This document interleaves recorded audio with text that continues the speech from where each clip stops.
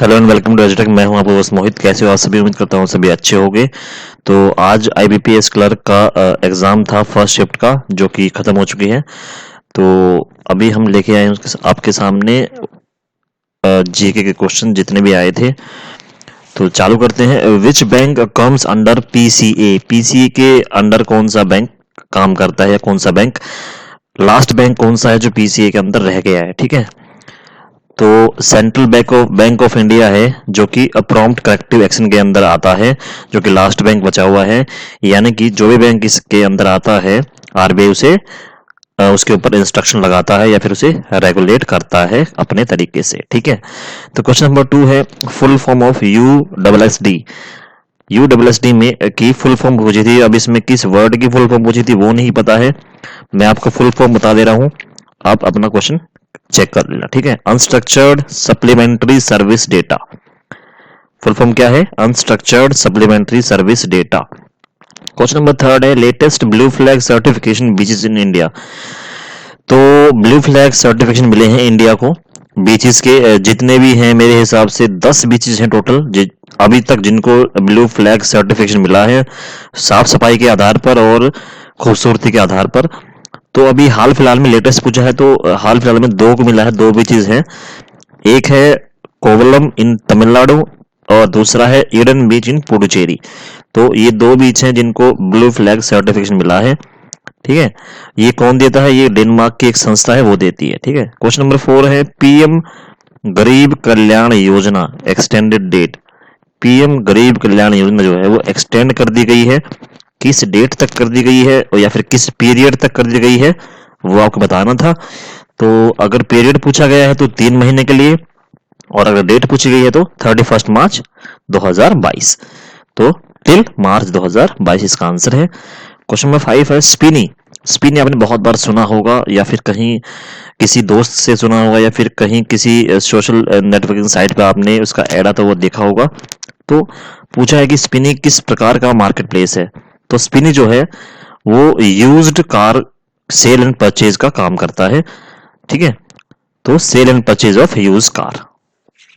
तो अभी तक अगर आपको वीडियो पसंद आ रही है तो चैनल को सब्सक्राइब जरूर करें और वीडियो को लाइक करें, और नीचे कमेंट करके बताएं कि अगर ये क्वेश्चन नहीं थे तो भी बताएं, क्वेश्चन थे तो भी बताएं। Okay, question number 6 is collaboration between SBI, world bank and dash for the electric vehicles. यानी कि एसबीआई, वर्ल्ड बैंक और किसके बीच इलेक्ट्रिक व्हीकल्स को लेकर कोलैबोरेशन हुआ है? तो नीति आयोग है एक। तो नीति आयोग, एसबीआई और वर्ल्ड बैंक में आपस में समझौता हुआ है कि वो इलेक्ट्रिक व्हीकल्स पर काम करेंगे। ठीक है, क्वेश्चन नंबर 7 है, आईएनएस विशाखापट्टनम कमीशन डेट।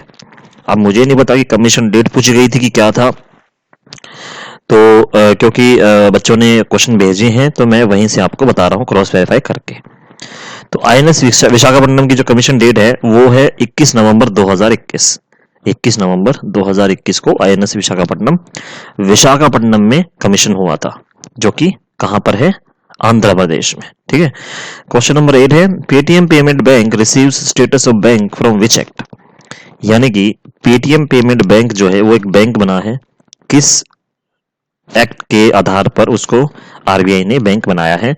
तो वो एक्ट है the reserve bank of India act 1934, 1934, the reserve bank of India act 1934। Question number 9 है, ADB gives loans to India for कोविड-19। एशिया डेवलपमेंट बैंक, एडीबी की फुल फॉर्म है, IBPS PO में शायद पूछी गई थी। तो एडीबी ने जो लोन दिया है इंडिया को कोविड-19 के लिए, कितना दिया है? तो 1.5 बिलियन डॉलर, 1.5 बिलियन डॉलर जो है वो इंडिया को लोन दिया गया है कोविड-19 के को रोकथाम के लिए। ठीक है, क्वेश्चन नंबर 10 है, करंट एसएलआर रेट। एसएलआर हो गया और बहुत सारी सीआर हो गई, ये सारी आपको पता होनी चाहिए, बहुत ही इजी क्वेश्चन था ये। तो अभी करंट में जो है 18% एसएलआर रेट चल रहा है, और इसका आंसर शायद आप सभी ने दिया होगा। क्वेश्चन नंबर 11 है, फर्स्ट ग्लोबल हैकाथन हर्बिंगर 2021 थीम। तो फर्स्ट हैकाथन जो है आरबीआई ने लॉन्च की थी हर्बिंगर 2021, उसकी थीम क्या थी? तो उसकी थीम थी innovation for transformation, innovation for transformation. ठीक है, क्वेश्चन नंबर 12 है, largest rubber producer state in India. देखिए कुछ क्वेश्चन ऐसे थे जो सीधे स्टैटिक क्वेश्चन बोल सकते हैं हम, कि स्टैटिक क्वेश्चन थे काफी ज्यादा। तो आई होप कि आईबीपीएस पीओ से तो जीए जो है काफी आसान थी आईबीपीएस पीओ के मुकाबले, और होने भी चाहिए क्योंकि ये क्लर्क है। तो मेरे हिसाब से बच्चों के काफी ज्यादा अटेम्प्ट गए होंगे, उम्मीद कि आप सभी का सिलेक्शन हो जाए। चलते हैं क्वेश्चन की तरफ। तो इसका आंसर है केरला। केरला में सबसे ज्यादा जो है रबड़ प्रोड्यूस होती है इंडिया में, ठीक है, जिसे गॉड्स ऑन कंट्री भी कहा जाता है केरला को, ठीक है। क्वेश्चन नंबर 13 है wild life institution of India located in. Wild life institution of India located in कहां पर है? उत्तराखंड में है और 1982 में बना था, ठीक है, 1982 यानी कि 1982। तो क्वेश्चन नंबर 14 है, मेरे को इसका आंसर बताना एक बार, ये थोड़ा सा वेरीफाई नहीं है कि नोएडा इंटरनेशनल एयरपोर्ट लोकेटेड कहाँ है, मतलब कहाँ पर है। हाँ नोएडा के अंदर है, लेकिन नोएडा के अंदर कहाँ पर है ये क्वेश्चन पूछा गया था, काफी डीप था, लेकिन मुझे नहीं लगता ये क्वेश्चन आया होगा। अब एक बार बताना। इसका आंसर है जेवर जीटीबी नगर, गौतम बुद्ध नगर, ठीक है, जेवर गौतम बुद्ध नगर, नोएडा, यूपी। अगला क्वेश्चन है पीएलआई स्कीम के बारे में है क्वेश्चन, और पीएलआई स्कीम से जो है वो पिछले आईबीपीएस पीओ में भी एग्जाम में भी आया था और शायद शिफ्ट 2 में भी आएगा, ठीक है। तो PLI scheme for solar manufacturing raised to, पहले पीएलआई स्कीम सोलर मैन्युफैक्चरिंग के लिए कितनी थी, अब कितनी बढ़ गई है? तो अब हो गई है 24,000 करोड़, पहले थी 4500 करोड़ रुपए, सिर्फ 4500 करोड़, 4,500 करोड़ थी, अब इसे बढ़ाकर 24,000 करोड़ कर दिया गया है, ठीक है। एक क्वेश्चन था सोलर चरखा मिशन के ऊपर, क्या था नहीं पता है, और कुछ लोग कह रहे हैं कि स्टेटमेंट बेस्ड था इसलिए बच्चों को याद नहीं है। तो स्टेटमेंट बेस्ड क्वेश्चन था। तो आपको क्या करना है, आपको सारे जो मिशंस हैं, स्कीम्स हैं सेंट्रल गवर्नमेंट की, सब आपको पढ़ के जाना होता है, ठीक है। तो पढ़ लेना सोलर चरखा मिशन के बारे में। क्वेश्चन नंबर 17 है which class submarine is INS वेला। आईएनएस वेला जो है वो कौन सी क्लास की सबमरीन है? तो ये है Kalvari class submarine, Kalvari class submarine. Question number 18 है CRAR फॉर PSBs। CRAR की वैल्यू PSBs के लिए कितनी है? तो मिनिमम होनी चाहिए ये 9% और maximum 12%, minimum 9%, maximum 12%। Question number 19 है third largest continent. Third largest continent जो है वो नॉर्थ अमेरिका है। आई गेस कि सबको पता होगा क्योंकि बिल्कुल ही स्टैटिक क्वेश्चन है ये। मेरे हिसाब से 10 क्वेश्चन तो ऐसे हैं जो स्टैटिक क्वेश्चन थे, ठीक है, जो शायद बच्चे अगर पढ़ते होंगे, मतलब बैंक से जो या फिर इंश्योरेंस से जो रिलेटेड है वो क्वेश्चन 10 या 8 या अप्रोक्स हम 8 क्वेश्चन लेके चलते हैं, ठीक है, जो स्टैटिक क्वेश्चन थे, जो शायद हर बच्चे को आते होंगे। तो क्वेश्चन नंबर 20 है highest population density state in India. ये देखिए ये भी एक स्टैटिक क्वेश्चन है और 2011 के अनुसार पूछा गया कि 2011 में जो है वो हाईएस्ट पॉपुलेशन डेंसिटी किस स्टेट की है इंडिया में? तो इसका आंसर है वेस्ट बंगाल, पश्चिम बंगाल में है जो पॉपुलेशन जो है डेंसिटी बहुत ज्यादा है। क्वेश्चन नंबर 21 है पेटीएम आईपीओ प्राइस। हाल ही में पेटीएम का आईपीओ रिलीज हुआ है, तो इसका रेट क्या है और क्या बहुत हाइप रहा था, तो इस पे क्वेश्चन तो बनता है। तो इसका आंसर है 2150 रुपए, 2150 यानी कि 2150 रुपीज इसका आंसर है। क्वेश्चन नंबर 22 है ऑल इंडिया फाइनेंशियल इंस्टीट्यूशन कितने हैं? ये आपको बताना था कि ऑल इंडिया फाइनेंशियल इंस्टीट्यूशन अपने भारत प्यारे भारत में कितने हैं, तो ये आपको बताना था और आप बता सकते हैं। क्लैरिफाई नहीं हूं क्योंकि शायद इससे मिलता जुलता क्वेश्चन था, कितने थे ये नहीं था, कुछ और था, ठीक है।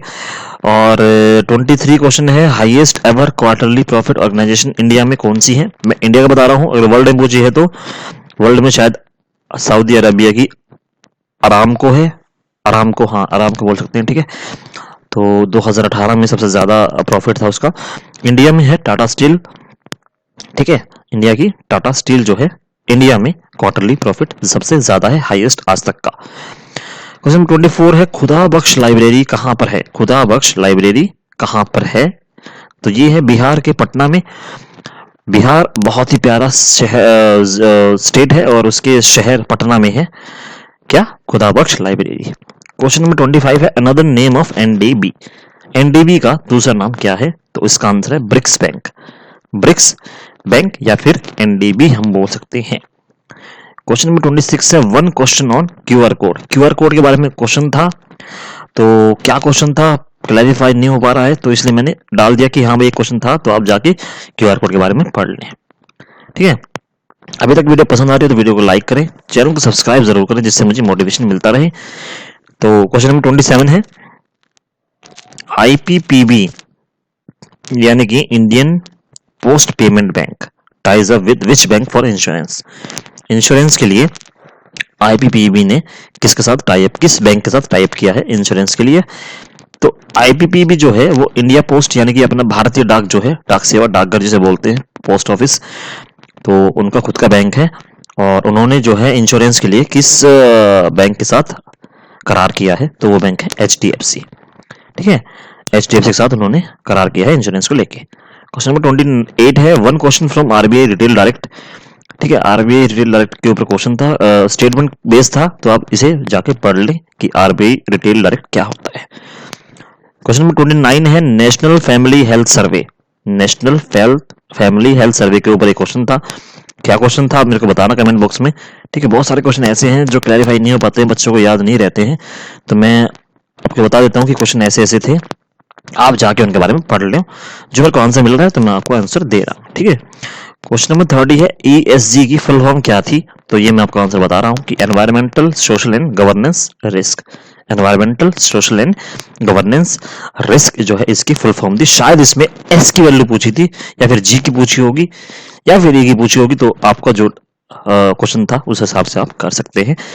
क्वेश्चन नंबर 31 है, सीएपीएफ फोर्सेस, यानी कि सीएपीएफ के अंदर कौन कौन सी फोर्सेस आती हैं? मेरे हिसाब से बीएसएफ, सीआरपीएफ, सीआईएसएफ और एसएसबी और असम राइफल ये आती हैं, और कुछ ऑप्शन दिए गए थे कि कौन सी नहीं आती है, तो आपको वो बतानी थी। ठीक है, क्वेश्चन नंबर 32 है, बिरसा मुंडा डे यानी कि आदिवासियों भाइयों का जो दिन होता है वो कौन सा दिन मनाया जाता है? तो वो है नवंबर 15 को बिरसा मुंडा डे मनाया जाता है, भगवान बिरसा मुंडा डे मनाया जाता है। ठीक है, क्वेश्चन नंबर 33 है, बिजनेस सूत्र बुक के ऑथर कौन है? तो बिजनेस सूत्र बुक के ऑथर हैं अपने देवदत्त पटनायक। ठीक है, देवदत्त पटनायक हैं बिजनेस सूत्र बुक के ऑथर। तो यही तक था दोस्तों। तो हमें मिले हैं 33 क्वेश्चन, और बाकी क्वेश्चन बहुत सारे थे, मैं क्लैरिफाई नहीं कर पा रहा था कि वो क्वेश्चन है कि नहीं है। मैंने सिर्फ वही क्वेश्चन डाले हैं जो अप्रोक्स 5 स्टूडेंट ने भेजे हैं मेरे पास। ठीक है, उस हिसाब से मैंने डेटा डाला है आपके ऊपर। तो अगर आपको लगता है कि ये क्वेश्चन थे और जो क्वेश्चन रह गए हैं, तो आप वो कमेंट बॉक्स में लिख के बता सकते हैं, ताकि और बच्चों की हेल्प हो जाए। तो मैं आपका कमेंट जो है वो पिन कर दूंगा। ठीक है, तो आई होप गाइस कि आपको वीडियो पसंद आएगी। वीडियो आपको पसंद आती है तो वीडियो को लाइक करें, चैनल को सब्सक्राइब जरूर करें, जिससे मुझे मोटिवेशन मिलता रहे। मिलते हैं फिर नेक्स्ट वीडियो में, तब तक के लिए नमस्कार, बाय बाय, थैंक यू।